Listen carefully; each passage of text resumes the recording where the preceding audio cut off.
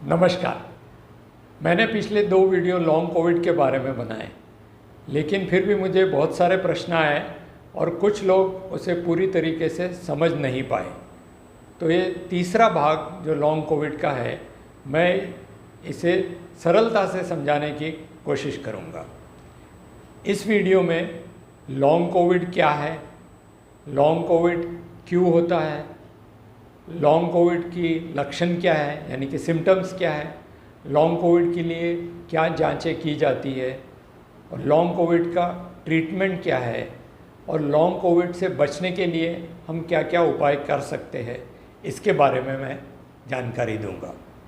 तो सबसे पहले कि लॉन्ग कोविड क्या है, इसका उत्तर मैंने पिछले वीडियो में भी बताया था कि लॉन्ग कोविड का मतलब ये होता है कि जब कोविड के इन्फेक्शन से हम ठीक हो जाते हैं और कई दिनों बाद, हफ्तों बाद, महीनों बाद या साल भर बाद भी फिर से उभर के वो सिम्टम्स कुछ आते हैं जो अजीब से होते हैं। किसी को हार्ट अटैक आता है, किसी को ब्रेन अटैक आता है, किसी को न्यूरोलॉजिकल प्रॉब्लम्स हो जाते हैं, पैर में वीकनेस आती है, एग्जॉशन होता है, फटीग होता है, कुछ समझ में नहीं आता। ऐसे अजीब से सिम्टम्स जब आते हैं उसे हम लॉन्ग कोविड कहते हैं और हर मरीज़ में वो अलग अलग टाइप के सिम्टम्स आ सकते हैं, इसलिए वो डिफ़िकल्ट होता है किसी को डायग्नोस करने में।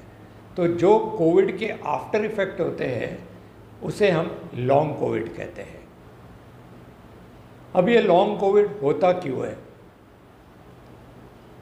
रिसर्च के हिसाब से उसके 2 थ्योरी है। एक थ्योरी है वायरल परसिस्टेंट का, जो मैंने पिछले वीडियो में बताया था कि कोविड ठीक होने के बावजूद भी कुछ वायरस हमारे शरीर में डॉर्मेंट रहते हैं, यानी कि सोए हुए रहते हैं, और कुछ दिनों बाद, हफ्तों बाद या महीने बाद या साल भर बाद जब वो वायरस फिर से एक्टिवेट होता है तो हमें कोविड हो जाता है, या फिर फ्रैंक कोविड होने के बजाय लॉन्ग कोविड के सिम्टम्स दिखाई देते हैं। दूसरी थ्योरी ये है कि कोविड के वायरस भले ही हमारे शरीर में ना हो, लेकिन हमारा इम्यून सिस्टम पूरा बिगड़ जाता है, और इम्यून सिस्टम बिगड़ने के कारण कुछ भी ट्रिगर यानी कि कारक हमारे शरीर में ऐसा है जिससे इन्फ्लेमेटरी प्रोसेस यानी कि सोजिश का जो प्रोसेस है वो ट्रिगर हो जाए, एक्टिवेट हो जाए, और जब इन्फ्लेमेटरी प्रोसेस एक्टिवेट हो जाता है हमारे शरीर में तो ये सारे सिम्टम्स लॉन्ग कोविड के आते हैं। लॉन्ग कोविड के सिम्टम्स क्या है यानी कि लक्षण क्या है, ये मैंने मेरे दूसरे वीडियो में बड़े डिटेल में बताया है, फिर भी मैं एक बार इस वीडियो में दोहराता हूँ। पहला है कि जब आप एक्सरसाइज करते हो तो आपको बहुत थकावट होती है, या दिन भर का काम करने के बाद थकावट जल्दी से महसूस होती है।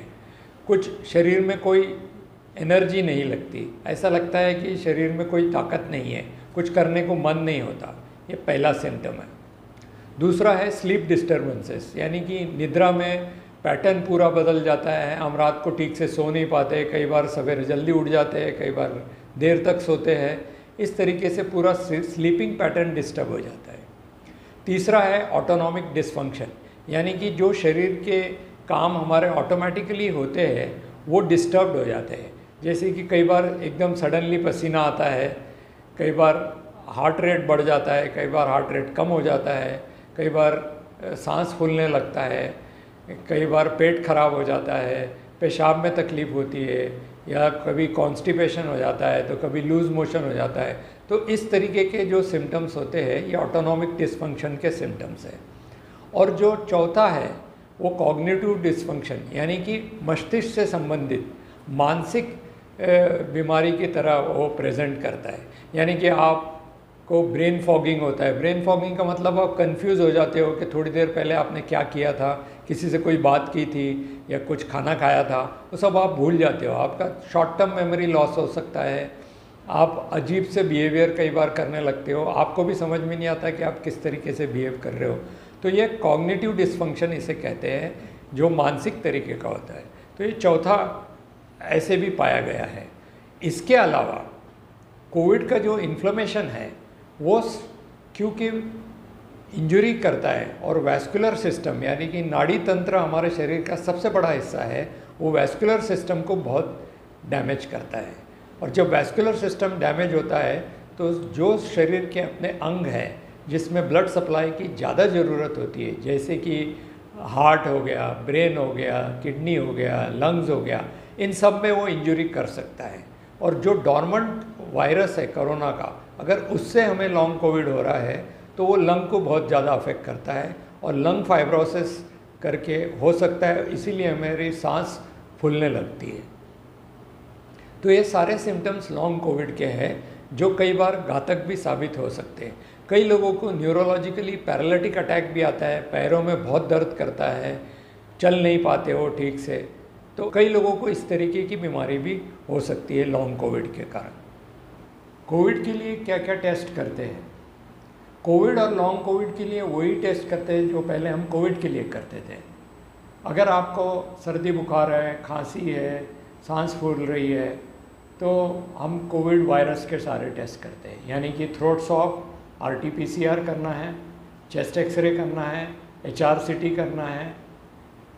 ये सारी चीज़ें बताएंगी कि आप कोविड पॉजिटिव है या नहीं।